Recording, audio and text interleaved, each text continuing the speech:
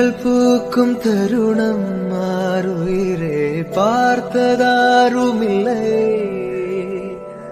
புலரும் காலை பொழுதை முழுவதையும் பிறந்த போவதில்லையே. நேற்று வரை